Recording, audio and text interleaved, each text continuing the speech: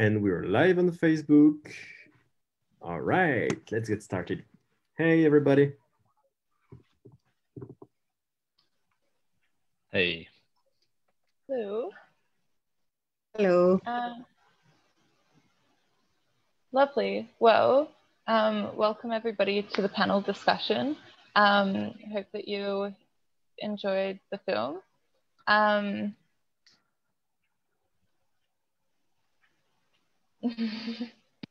see that I'm on 2 screens now.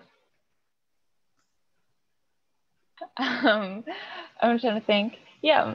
So we'll begin by introducing, with each of the panelists introducing themselves. So we've got Tim, Maricel, and Clement. And yeah, I guess if each one of you would like to say like who you are, and I guess just like a bit about yourself, and especially like what your personal experience with extractivism is, like how your community has been like impacted by extractivism, and yeah, I guess we'll start with that. And I guess also as like both in personal life, but also in like your activist or political life as well, which even though there's a lot of crossover between the two. Yeah, Maricel, if you'd like to start. Okay. Okay, thank you, Gali. Thank you for the invitation, Clement. Just probably to say hello in my own language, yeah?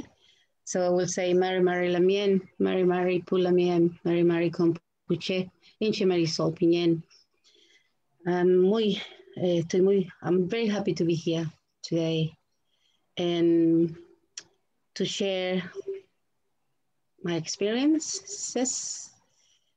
Also, yeah, to talk a little bit about the film that or documentary that I think that was so important. It has their own voice, you know, with the stories and messages, a lot of disaster, but also hope, a lot of hope that I think is so important. My community, we live in Chile and Argentina. So we are separated by the border, but a few years ago, we decided that we are still one nation, the Mapuche people. We speak the same language, we share the same culture.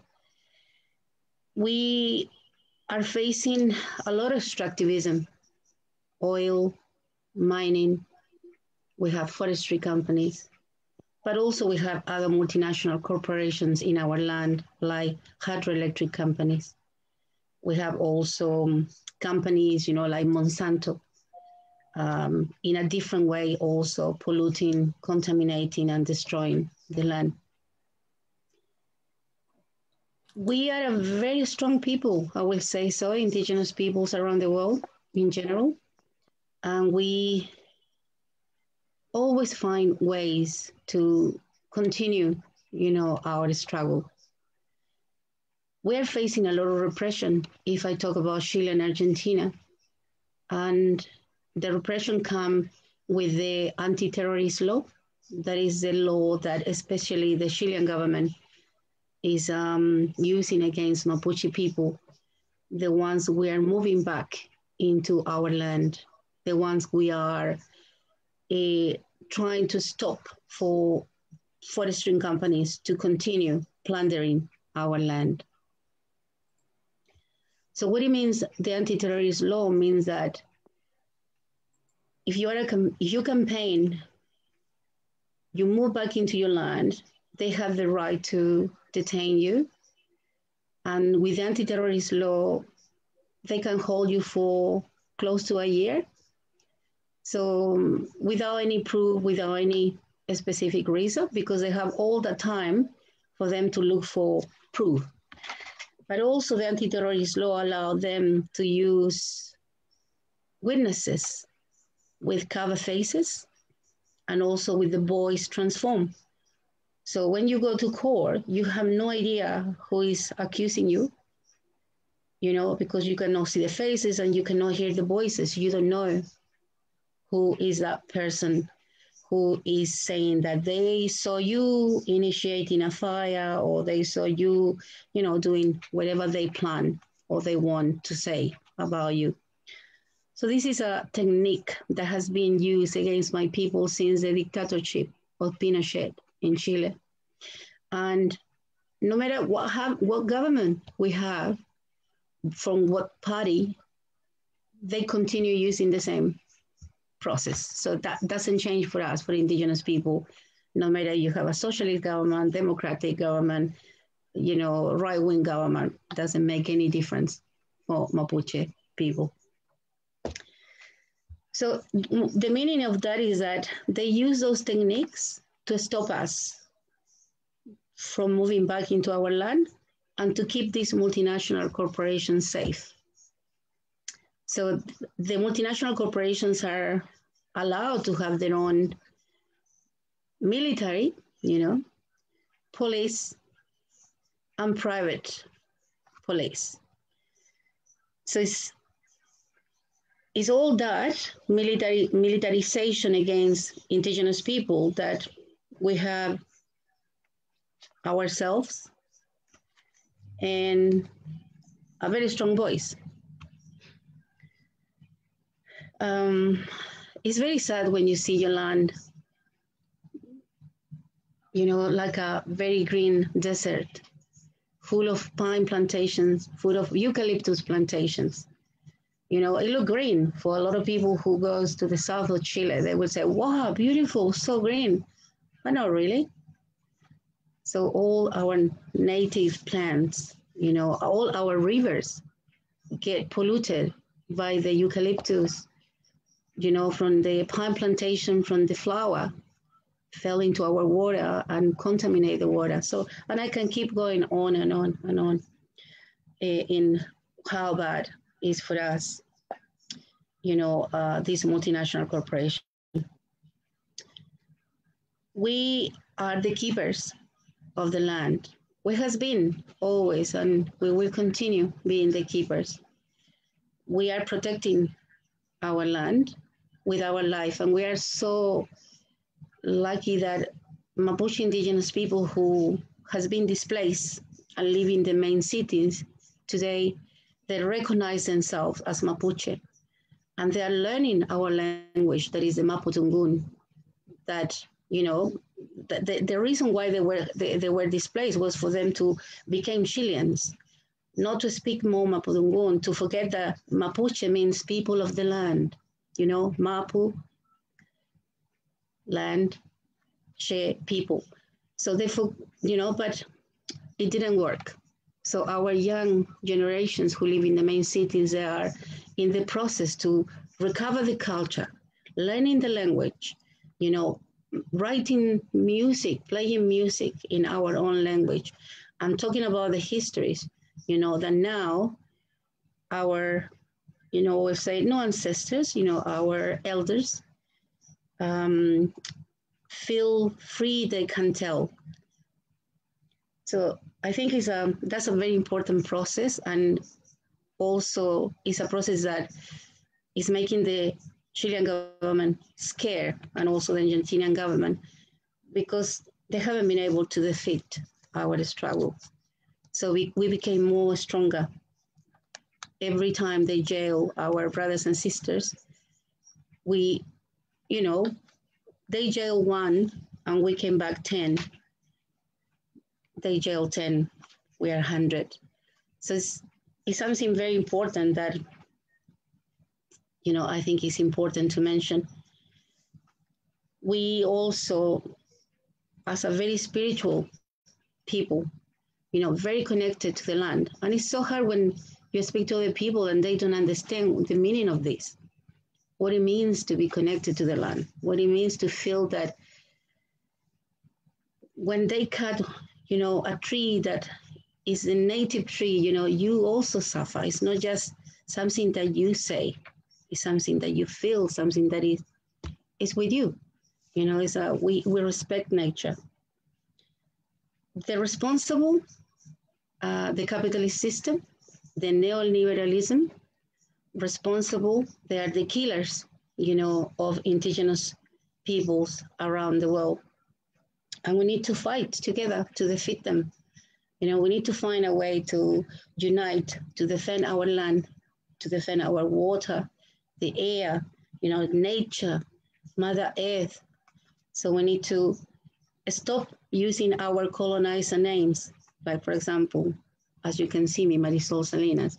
I have more names than that. But yeah, so extractivism is poison. It's money for a few, a disaster for the majority of the population. And I would like to invite non-Indigenous people also to unite with us in this struggle to defend Mother Earth. And yeah, to support Indigenous movements around the world, to denounce what's happening, to use the media to start putting out there all these stories, tell the stories about different communities affected by extractivism, put them out there, let people to see them, understand what's happening. And as the last, I would like to give all of you a lot of Newen. Newen means fuerza, strength, and yeah, happy to have this opportunity. And Marishuel. Yeah. Thanks so much for that, Marisol. Amazing. Tim, would you like to introduce yourself next? Sure, just checking you can hear me. Cool. I'm Timmy Cannon. I'm a Wiradjuri community organizer, but I am here on Wurundjeri and Bun Wurrung country at the moment down in Nam, and so that's the country that I'm working on, and I pay my respects to this country here and elders past, present, future, and who are in the community. And thanks for having me here. Yeah, I'm Tim Buchanan. I'm a Wiradjuri community organizer. I was raised up on Biripi country in Taree and around Taree. I spent the last decade in Alubimba, Newcastle, on Wabakal and Warramai country, which is it's where the biggest coal port on the face of the planet is. It's the point where the most thermal coal flows. It's connected to the biggest coal chain in the world, which is on, it starts on what we call Warramai country. It goes down to Darkinjung. It goes sort of more inland to Wonnarua, Wiradjuri, my country, and then up to Gomeroi country. And then we see in Gomeroi country is where it's sort of this nexus of coal seam gas fracking, and all sorts of underground mining and open pit mining like Lead Forest and Shenhua, and there's a lot of fights happening up on Gomeroi country at the moment.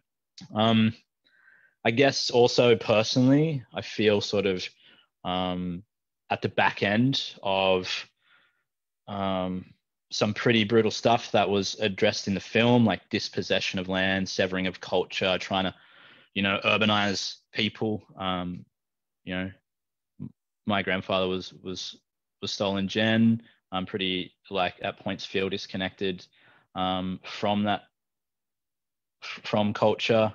The story on this continent is one of extractive capitalism that has driven people off land and country, and then like genocidal practices, both in the direct form and then in sort of the like outbreeding programs and really intense nasty stuff that happened here. I'm still here today, and I'm trying to connect to my culture through stuff like Marisol just said, trying to learn language. I have some learning difficulties when it comes to language, and I find it really hard, but it's something that I'm really trying to push forward with, learning Wiradjuri. And I think learning language and cultural reclamation is like a center point for us here, us mob here on this continent, and it's happening all around. And it is an essential part, because it is through that sort of that specific knowledge system around language, particularly, is how we connect to country. It's how we know it. It's the lingual systems and the stories that we tell, which give us that spiritual connection. Much along the lines of what Marisol said as well, and I really thank Marisol for having the power and the strength and bringing that. It was awesome to hear. I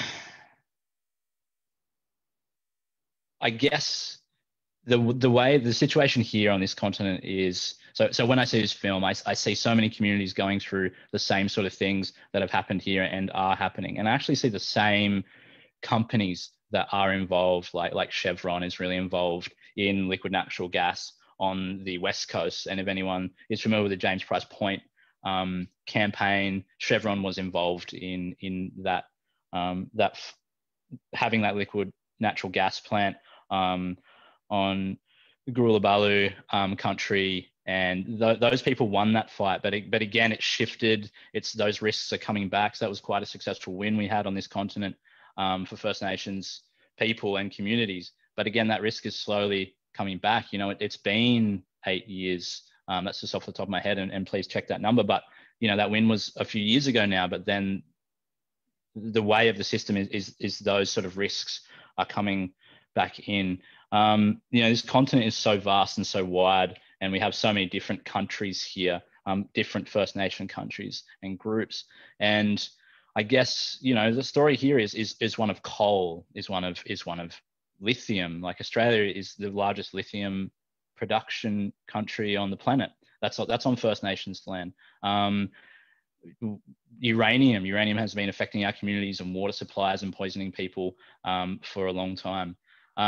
When it comes to uranium and water supplies, I think that's the risk that a lot of people in the top end, up in the NT, are fighting.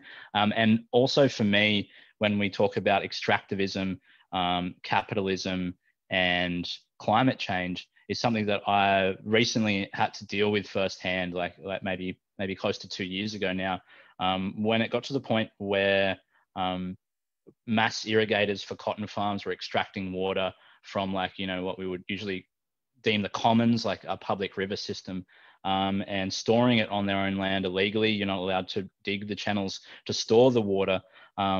But these people, and these big, massive irrigation companies, were getting around this system by digging drainage canals next to their roads. So really, they're not allowed to dig water systems to store water, but they were storing water in their drainage systems next to the roads they were building. So we have this really insidious mode of how people are getting around the laws. I'm just going to check the chat from Marisol. Yeah, cool. So I had to start delivering water to communities who didn't have fresh drinking water. We got a call, it was like day 3, and people were like, we've got to do something.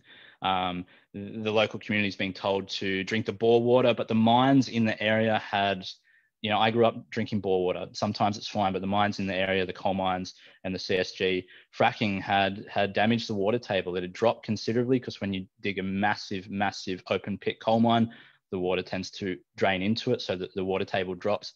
And then with the mixture of chemicals that get mixed in with that water from coal mining and fracking, the water is pretty unsafe to drink.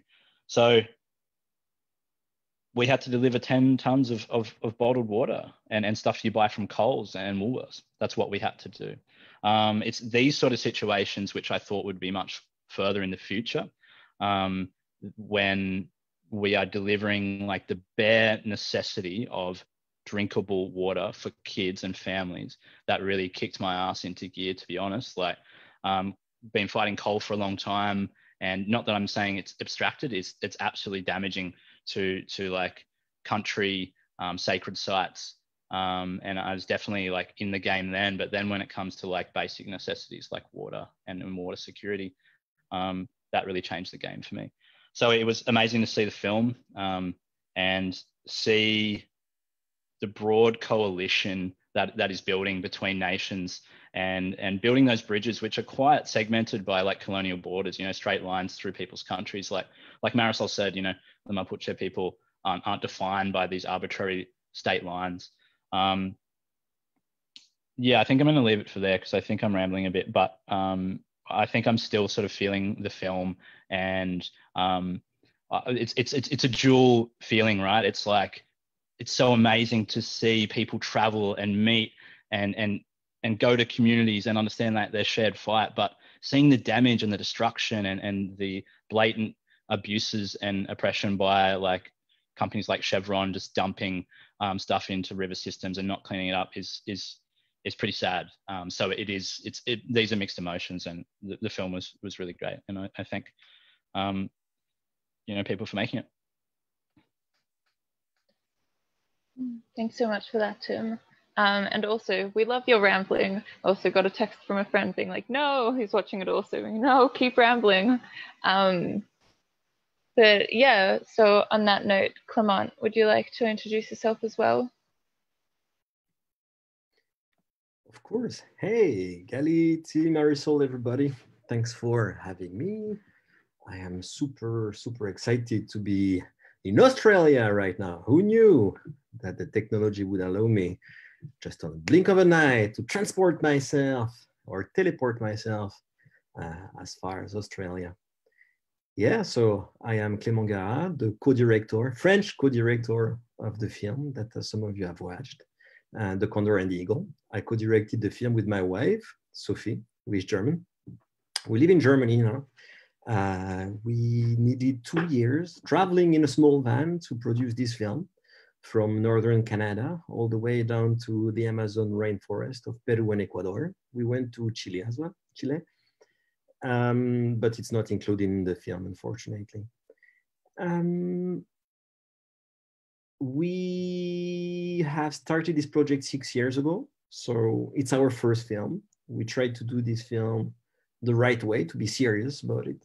And we are extremely serious as well about the way we distribute this film. So instead of like selling the rights to a platform, to a TV channel, we try to keep it close to us and to organize with the film. I don't know, we'll have the time to speak about that, but from the very beginning, the idea was, how can we use media and mostly storytelling as a way to organize, as an organizing tool? I think some groups and organizations start to pick up on that. I think that not enough groups and organizations, whether it's grassroots or the big greens in social justice and environmental justice, understand how profound and impactful it can be. And we're trying to show just that. You know, we are an independent team of impact producers, but we are making it happen, right? We just show how it's done. So we are collaborating with many, many groups, whether it's grassroots groups, the big greens, larger groups, smaller groups. And we are just using this film as a way to trigger a debate, as we do today. The film is not the goal, right? It's just a way to bring people together and to help the movement grow from the bottom up. You know, this film shows how a social movement is created from the bottom up, you know, how isolated people, impacted communities, impacted people switch from the feeling of isolation to the feeling of empowerment, how they decide to no longer take the shit from governments in the industries, not accept it, reach out for local solidarity networks, gain regional visibility, get national recognition, and to build international alliances. How Indigenous women are the true leaders of the environmental justice movement globally. And what we do with the film and this impact campaign, the events we're organizing, is just to show that storytelling, when it's done strategically and well, can just do that. You know, how can we bring people together, you know, like contribute to strengthen alliances internationally in order to keep growing the movement we need. But, you know, like, it doesn't mean anything movement. And what we push is a vision driven by justice, right? Because they are environmental conservationists that are reproducing the system of oppressions we don't want to see anymore.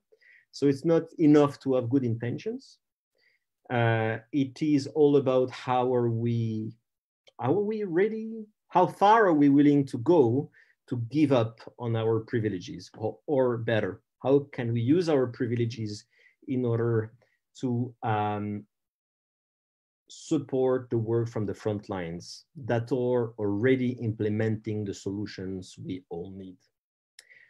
You know, I'm white, I come from Europe, and I recognized, as I traveled to do this film, I recognized that the pollution outside was just a reflection of the pollution I carried inside, right? So even though I had good intentions, I wanted to make this film and I was already supporting social justice, environmental justice, I recognized looking deeply, shutting my mouth up, listening deeply to the people I met, that I had no idea of the solutions, that just needed to listen, you know, to learn and to unlearn the system of powers and the system of oppressions I was carrying unconsciously. It's always easier to leave it unconscious inside. So, you know, like many people ask me, hey, so tell me the solution. What am I supposed to do? What's the solution? I'm like, well, this question is a problem because, you know, becoming an activist or to get involved is not a hobby, right? It's not like Saturday afternoon between 2 and 4 p.m. And then I keep going with my normal activities. It's all about making a deep commitment about unlearning, recognizing that we are part of the problems. The problem is not only, you know, the industries, the oppressors, we are reproducing the oppressive systems we refuse. So let's stop denying the reality and let's sit in silence, listening deeply to the side of darkness, the parts of darkness that we carry, so that we can finally listen deeply to those that are not ourselves. You know, what is it that we don't see by seeing what we see? I will leave it like that. To that, I'm sure we will be able to keep speaking further about those topics.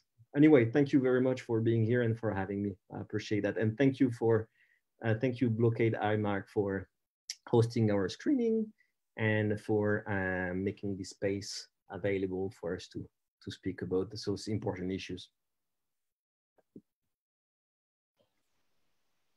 Nice. Thanks for that, Clement, and thank you for making this amazing film, of course.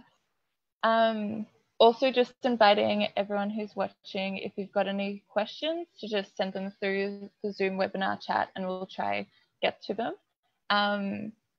Also, if you're watching through the Facebook live video, I'll try check out the questions on that, but can't make any promises because then I get double noise coming through my headphones and it's a bit much for my brain to handle. But I guess a question that comes into my mind just from listening to the three of you talk, I guess is thinking about, like, you know, what have been the successes that have brought us to this moment?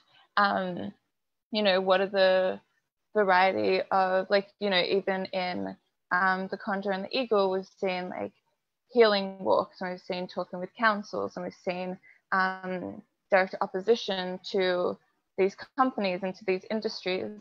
And I'm wondering whether it's from personal experience or from hearing stories from other people, like what is it that holds these movements and these spirits strong in the face of capitalism, in the face of colonialism? What is it that we have to, like, learn from the past? What is it that we have to learn from now and moving into the future? I don't know who to direct that to specifically, so if anybody wants to go for it. I'm just going to jump in.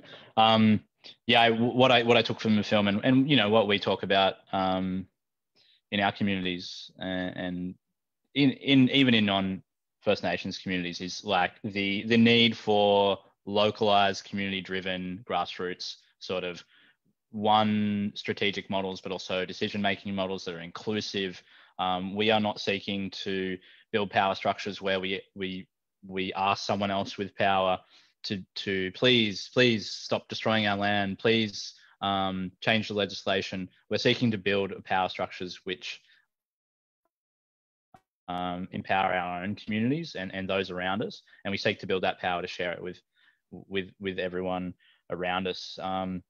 That's really important to me, specifically in the context of this continent where the fossil fuel and mining sector, minerals councils are so embedded within our political structure. You know, some people look at our economic and political structure from externally and comment on how the corruption, what is termed legal here, would not be legal in most countries. That it's bold-faced, the revolving door between fossil fuel CEOs, and then you're a Liberal PM one week, and then you're a fossil fuel executive the next week. So it's really important to build our local community movements and build power from there. It can be difficult, though. What I also found from the film is that the isolation aspect is also something that resonates with me here on this continent. We often have these fights that are really isolated. The sites are like beautiful country, you know, that have rich history and are very important, but they aren't urban centers. You know, that to build that momentum on the ground can be difficult, and it takes a little bit more time than places that have more people in it. But it was amazing to see those structures that are in place with community councils and stuff, and sort of looking at how we're doing that here and broad coalitions.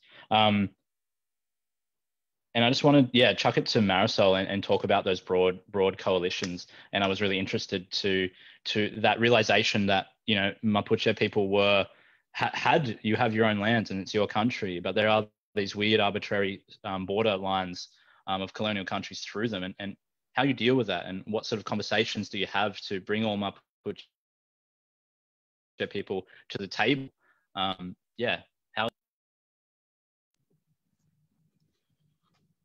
I don't think we managed to bring all the Mapuche people to the table, because we were invaded, so colonized, evangelize. So we have a part of our communities who,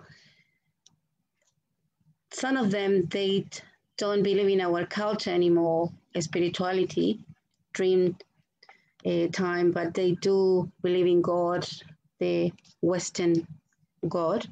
But we have also the other part of our community who mix both, you know, so our spirituality with the new God imposed, by the Spanish.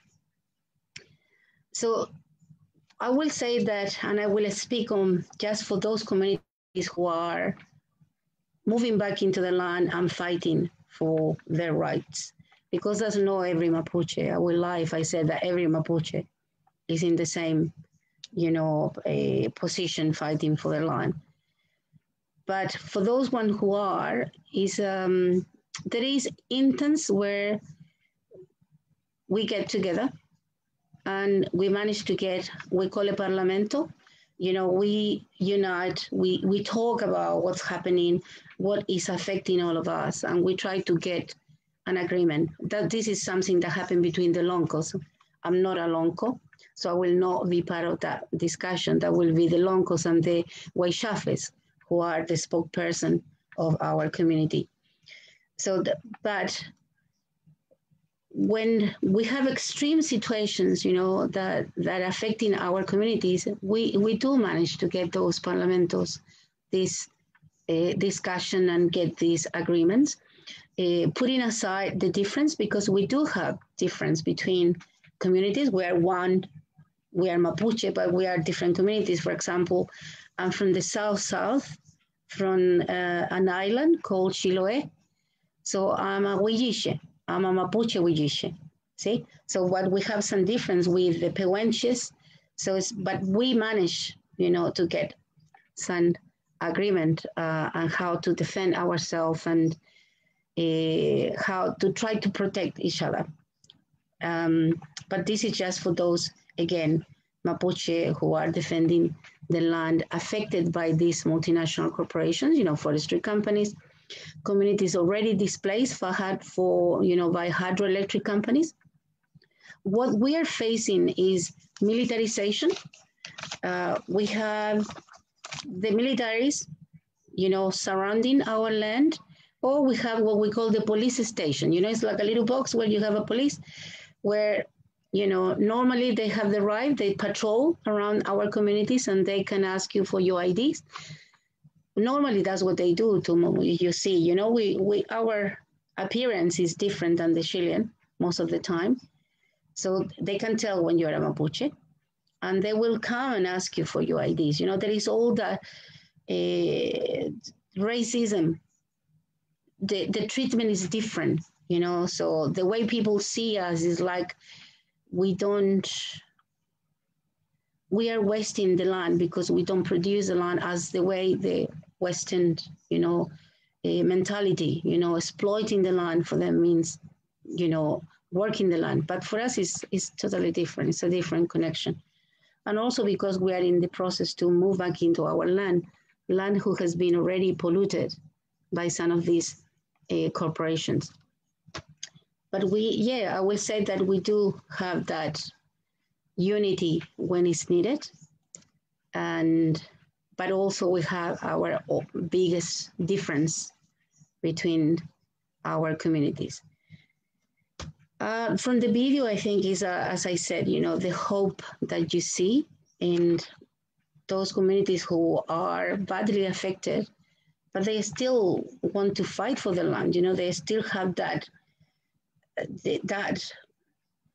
strength to continue, not to abandon the land, not to let them, to push them out of the land because of, for example, the oil, the water, they cannot drink that water anymore. The soil is contaminated, but the communities want to remain in their land because of the connection, and I'm sure they are looking for ways how to, heal the land, because that's also a process that some communities, Mapuche, have been through after forestry companies, move out of the land. It has been a healing process, where you need to plant again native, trees and trying to push for nature, to do their job to heal itself. I would say that the repression that we have is so strong that sometimes that also force you to create links and unity between, because we are all exposed to be jailed, to be prosecuted or follow, receive death threats, so we are all under the same pressure that sometimes that, it helps us to make a decision about we need to do something together. By myself, I'm no one. So it's a few things, that push Mapuche people. But I will say I feel so proud of young Mapuches. They are so strong, so proud of being Mapuche.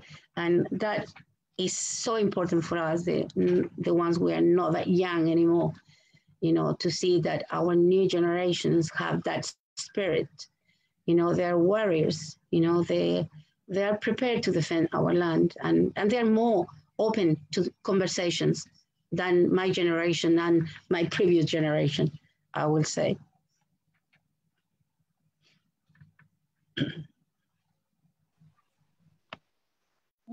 Thanks for that, Marisol. Tim, sort of when they were passing it on to you, mentioned alliances, and that was something that was very prominent in the film also, the importance and the strength behind various communities like working together and being unified together. And there's a question for you, Marisol, in the chat asking, is there much collaboration between Mapuche people and First Nations communities in Australia? We have what we call an exchange, Mapuche and Aborigines exchange, that we started 3 years ago. And in that exchange, the idea was to create a strong links between Mapuche and Aborigines and from Australia. So the first part of the exchange happened in 2017. So we managed to go back to my land and know where I come from, but the Mapuche land from Temucuicui, you know, from Ercilla, they were happy to welcome my community, my people, plus all the indigenous from Australia who came with us. It was amazing.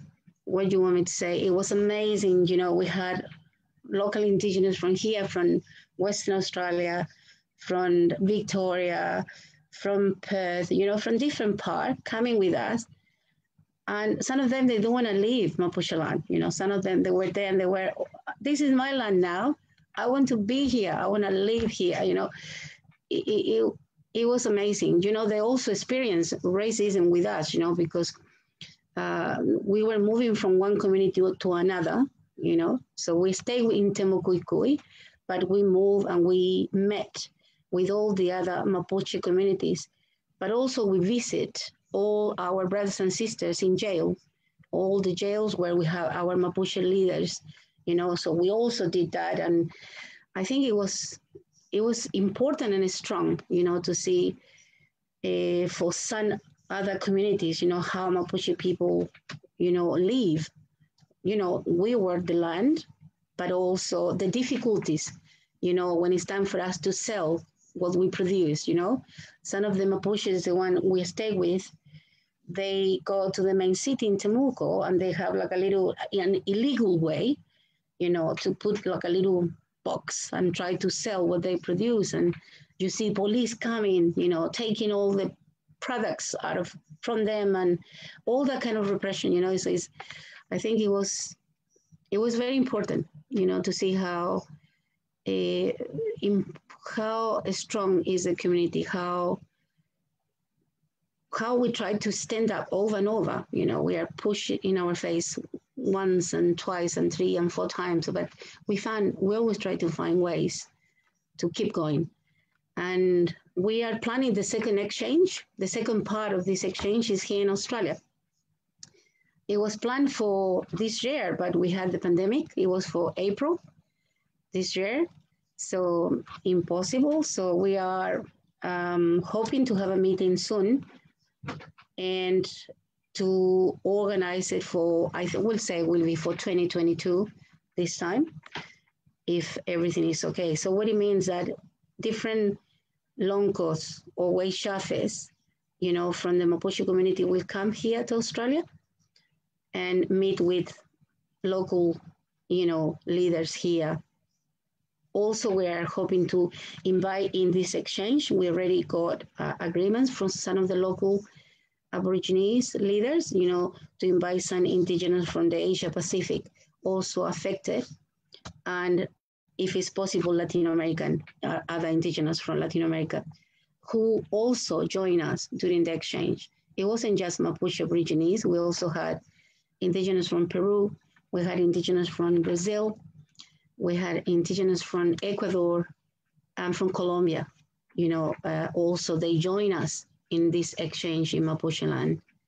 So yeah, I believe that this is something that we need to keep pushing for, make it stronger, you know? So it's unite and learn from each other, you know, how we learn to survive, you know, share those skills.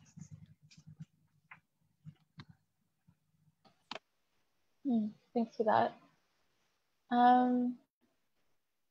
Cool. We've got a few more questions in the chat. I'm going to be honest. Also, I don't really know how long this goes for. So I guess when the panelists are starting to get tired, let me know. But yeah, so we've got a question from Lisa May saying, hello, I'm interested to know how we pave the way for the future to make sure the transition to a green economy doesn't end up replicating extractive exploitation and industries so the West can appear green but ignores the whole process in manufacturing new technologies. Tim or Clement, would one of you like to speak to that? I'm just going to jump in quickly with, I think I don't know how well known it is, but most of the world's lithium comes from First Nations land here on Australia. We're the biggest producers of lithium. And with, the green capitalist new industrial revolution, I assume that will massively expand, as well as rare earth mining. Rare earth mining is really essential in any sort of computer components. We have the biggest, I think it's one of the biggest or the biggest rare earth mines in Western Australia, and it's linked to the biggest rare earth processing plant in Malaysia. Processing like rare earth minerals is like an intensely radioactive process. In Malaysia, they have a lot of issues around this particular plant that gets the minerals from this continent, and they have to face all of the external pollution costs of that radioactive waste being dumped into their local communities. There's massive problems over there with water and birth and health problems. So that's what's happening now, right? That's the cost of computing and green energy now. If we move to smart green energy, smart cities, without degrowth, without growth neutral sort of systems, that sort of stuff is only going to expand, right? There's no way it couldn't. So the question is, how do we stop that? Well, we have to look at economic systems. We have to look at capitalism. We have to be realistic about what socialism might do. These are big questions, and they're really hard to give. Like, here's the direct answer.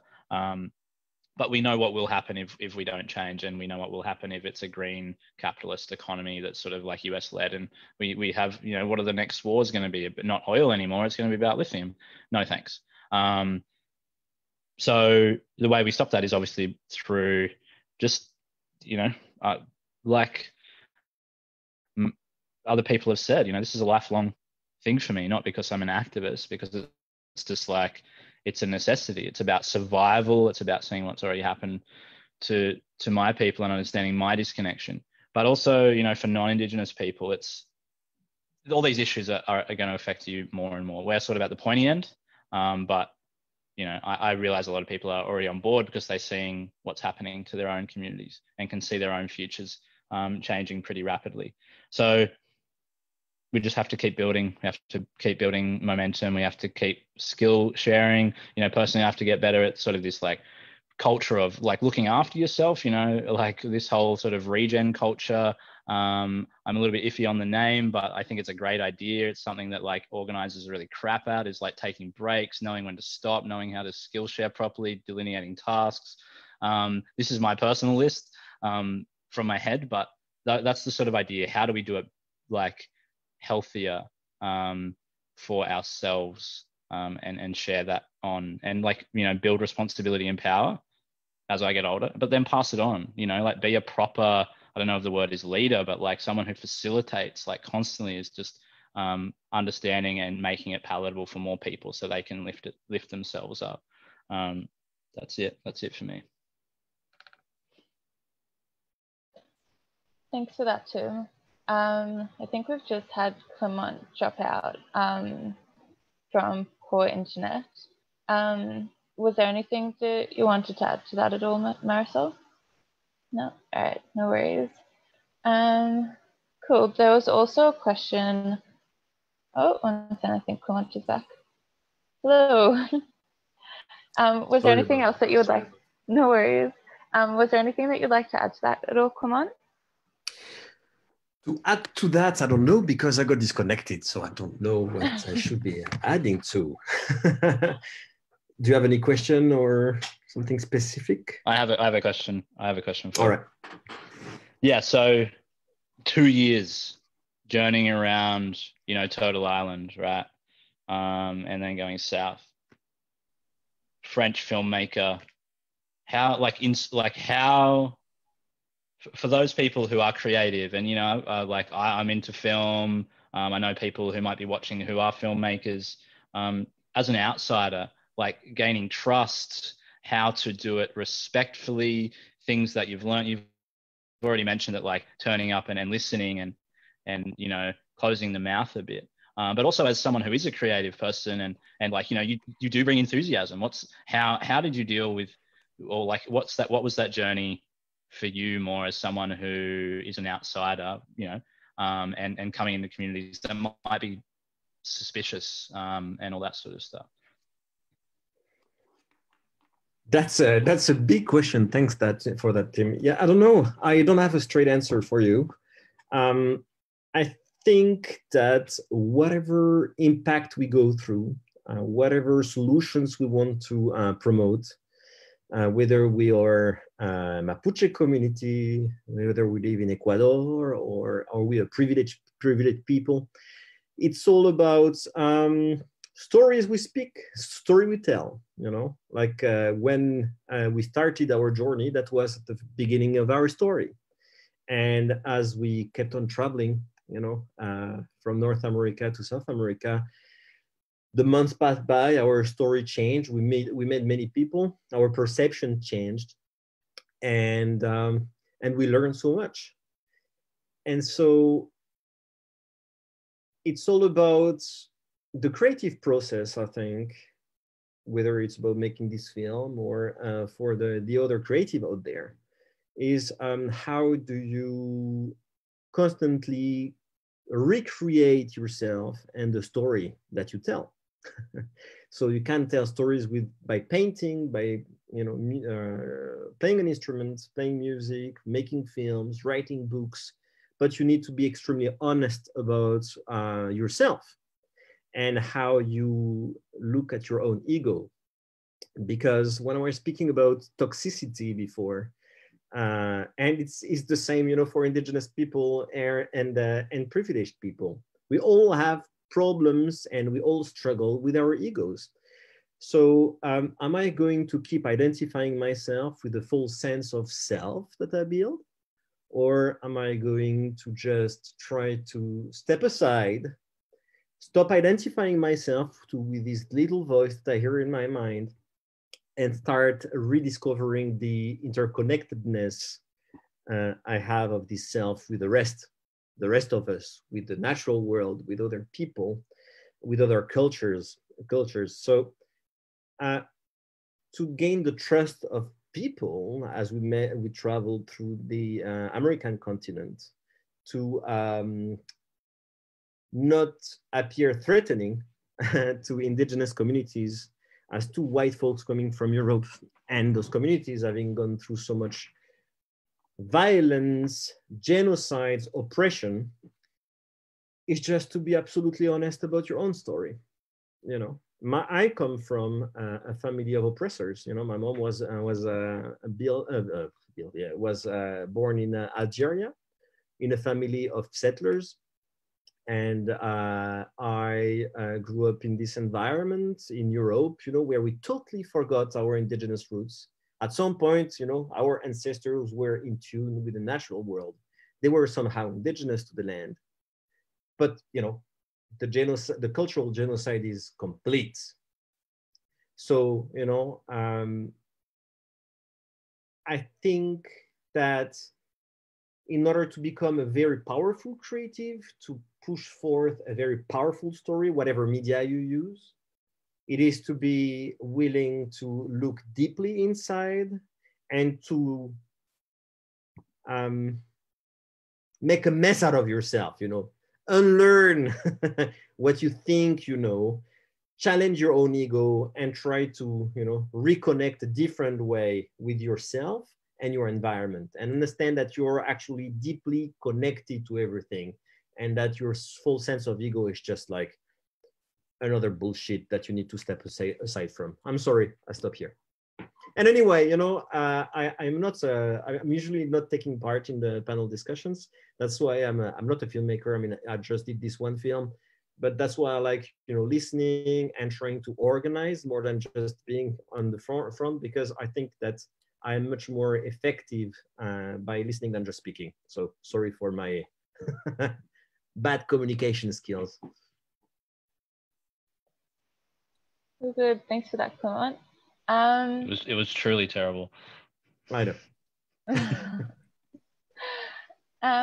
Cool. So maybe we'll go with just maybe like 1 or 2 more questions, seeing as it's starting to get a bit late over here. Clement's day is just beginning. So we've got a question from Laura to Marisol that I will read out, and I guess to the rest of you also, saying, Marisol, I'm struck by your observation that no matter if the colonist government is right-wing military dictatorship or Allende-style socialist, the wreckage of the land and violation of the rights of First Nations people and the rights of nature persist. This takes us to the heart of the matter, that in my humble view, it's not about capitalism on its own. It's about ruling classes over time, regardless of political orientation, that have used the immense profitability of natural resources, specifically fossil fuels, to line their pockets and wreck everything. How do we reframe this immense struggle to be about rights of life? Thank you, Laura, for the question or the comment. Look, just speaking about our own experience, I'm not an expert in socialism, communism, but speaking about the experience of the Mapuche people, we managed to get a treaty with the Spanish crowd after the invasion. And in that treaty, the Spanish crowd recognized Mapuche indigenous land from the Biobío River to the south. And from the Biobío River to the north, it was Spanish. The Chilean people, when they did the independency, from the Spanish crowd.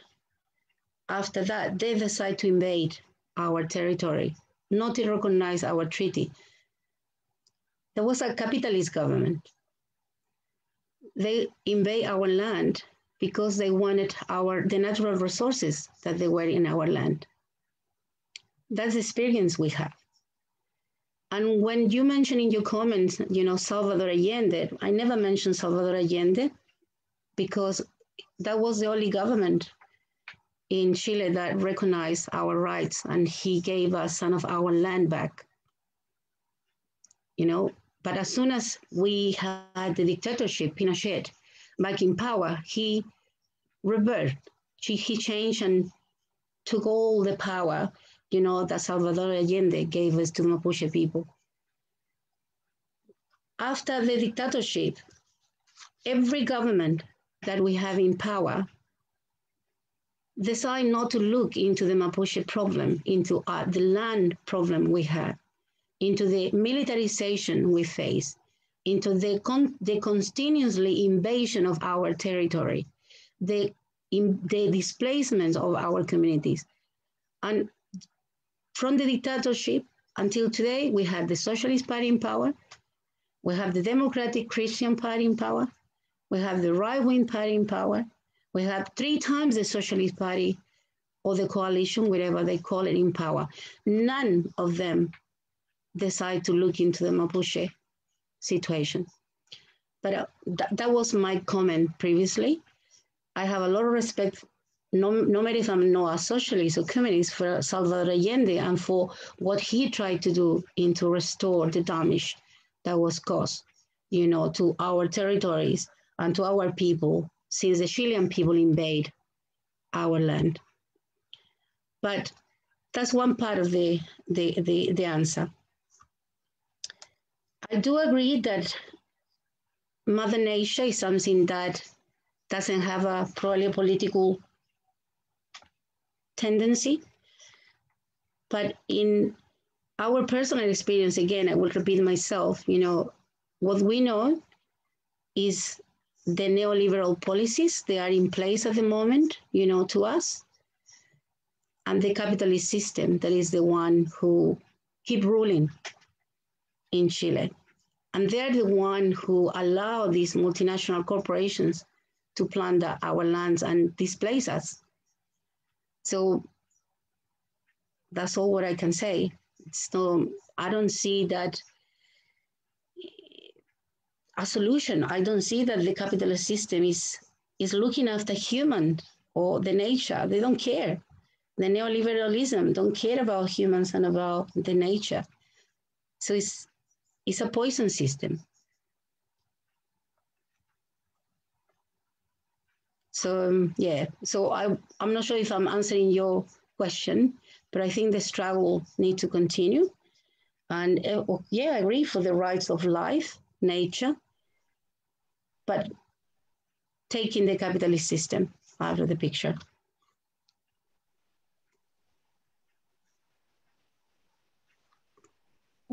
Thank you for that, Marisol.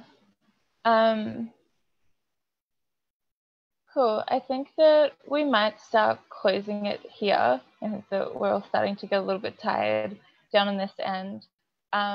So maybe we'll just give each one of you a bit of time for like a closing statement, if you feel like it. And if you feel like saying quickly, like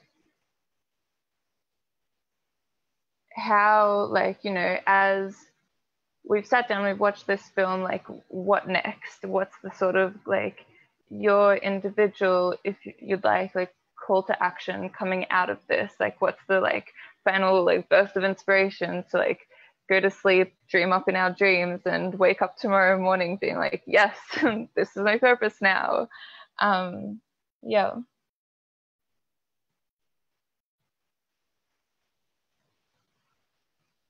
Love it. Such a huge question.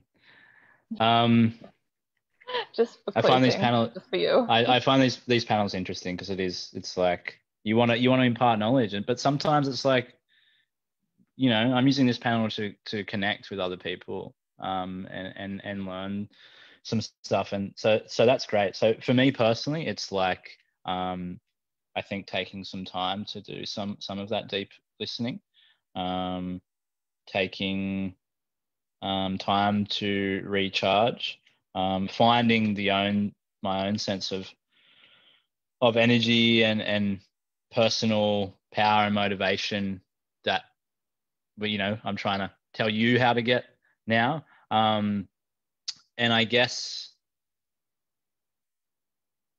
maybe the thing that we can look at, especially post-COVID, is to get out on country, go and do that connection work, go and meet your local community. Down here in Naarm, we've been locked up for a while, so that's going to be my first step. I know for a lot of people that just going out and meeting crew and meeting mob and like getting some feet on the ground again is going to be an essential first step. So that's my basic, but go and dangle your feet in a river and climb a tree. It's pretty basic, but I think that's going to be that's what I need to do. And sometimes as an organizer, right, I just don't do that, and that's probably one of the most important things that I should do. So maybe someone else can take something from that as well.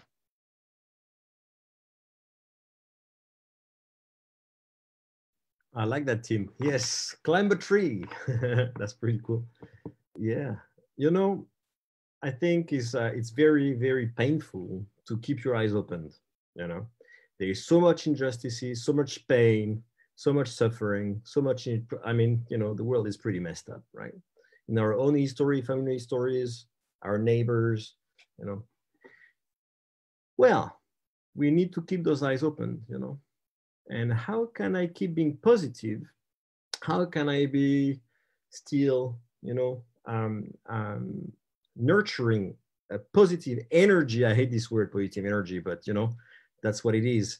That comes from keeping those eyes open. That's the question, right?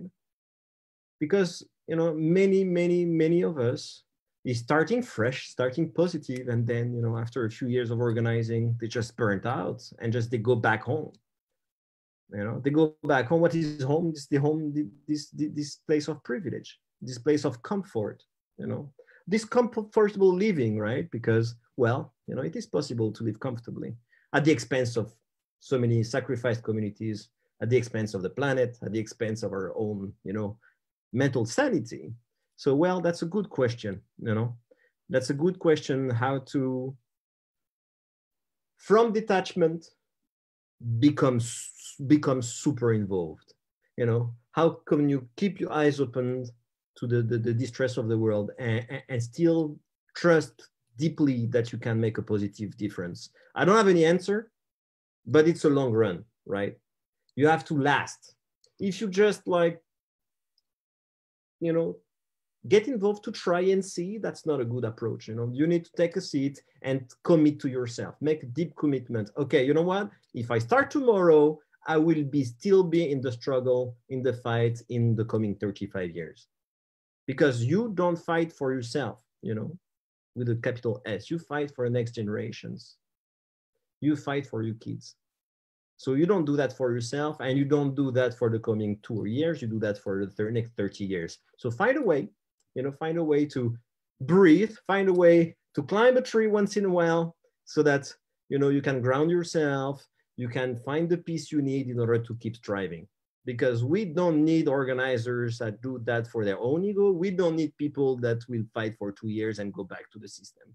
You know, we need people that wake up for good and that are willing to stay awake, even though it's a painful experience. You know, life is painful, get used to it, deal with it. Thank you.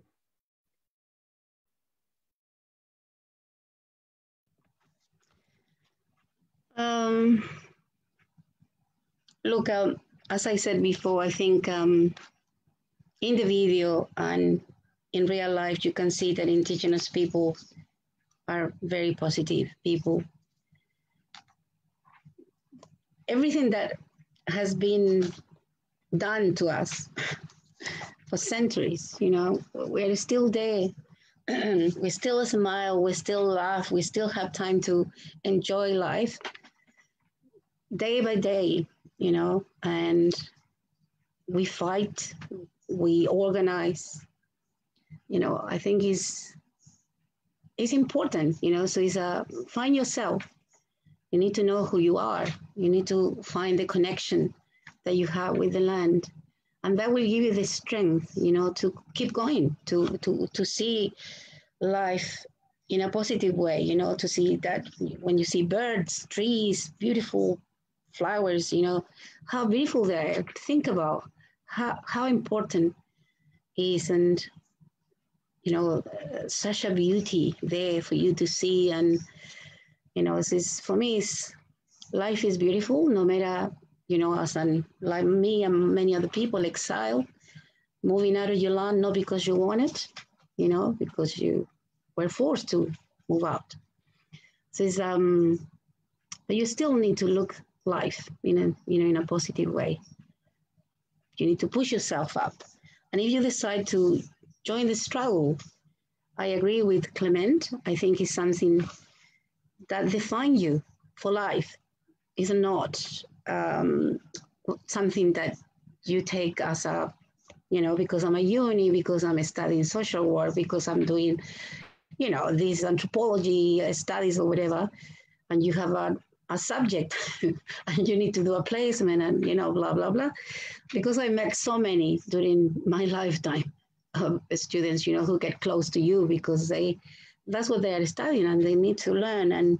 But after they get a job and they get into the system and they forget about the basic principles, you know, that you need water, you need fresh air, you know, yeah, you need a place where to live.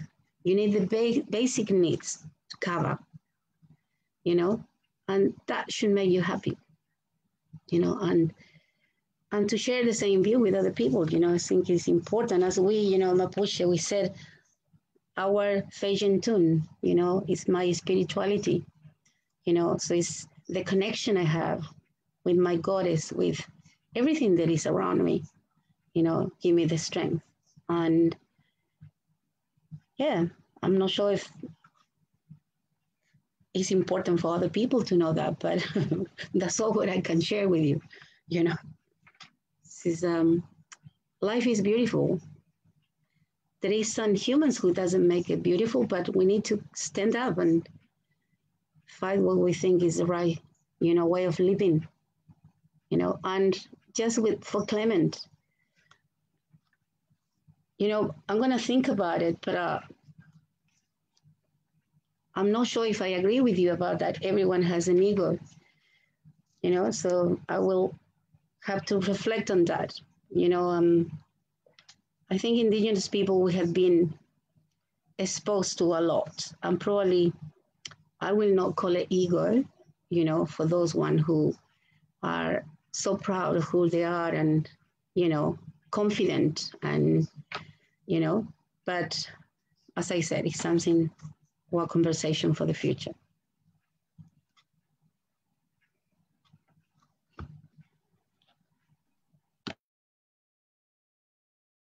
You're on mute, Kelly. We don't hear you. Can you hear me now? Yes. Nice. I was just saying thank you, Marisol, and thank you so much to you, Tim, Marisol, and Clement for taking the time to be here tonight / this morning / noon. It's really, really appreciated, and it's been really wonderful to like share this time with you, to listen to you speak, to share your experiences and to share your thoughts. And there was definitely a couple of moments I was like, whew, I feel as if I'm getting a bit emotional right now. I might start to cry. Maybe I'm very tired, and maybe it's this conversation, maybe it's a little bit of all of it.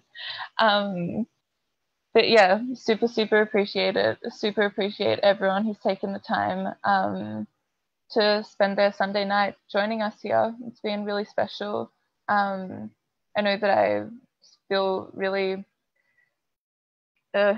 abundance, a plethora of emotions right now, you know, ranging from the sadness and the heartbrokenness to the real like inspiration. And yeah, I think especially Marisol, your last sentence of, you know, life being beautiful, it's just a few people that make it not so beautiful, really being something that just like, yeah, like, wow, amazing, just really touched my heart. So thank you for that.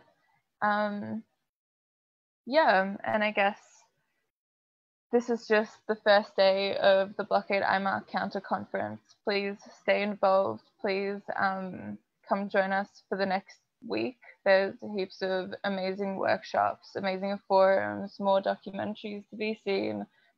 This is just the beginning. So keep this energy going. And yeah, and a big thank you to Clement for, you know, sharing this film with us for tonight, and for inspiring this discussion to begin, and for all the work that you've done.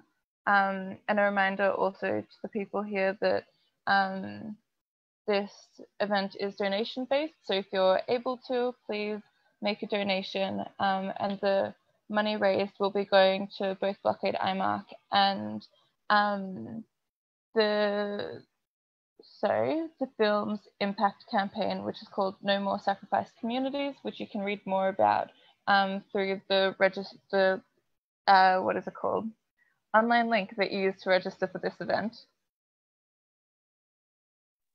Definitely check out all those links and, you know, support the film.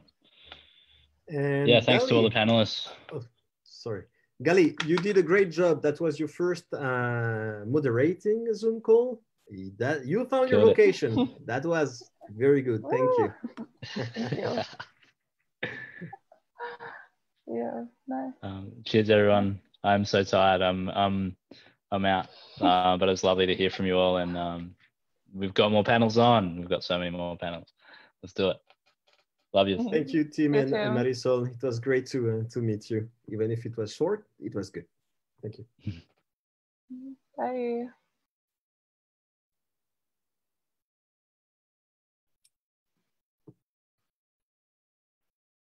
All right. Have a good night. You too. Nice to see you. We'll talk soon. All right, we'll do. Bye.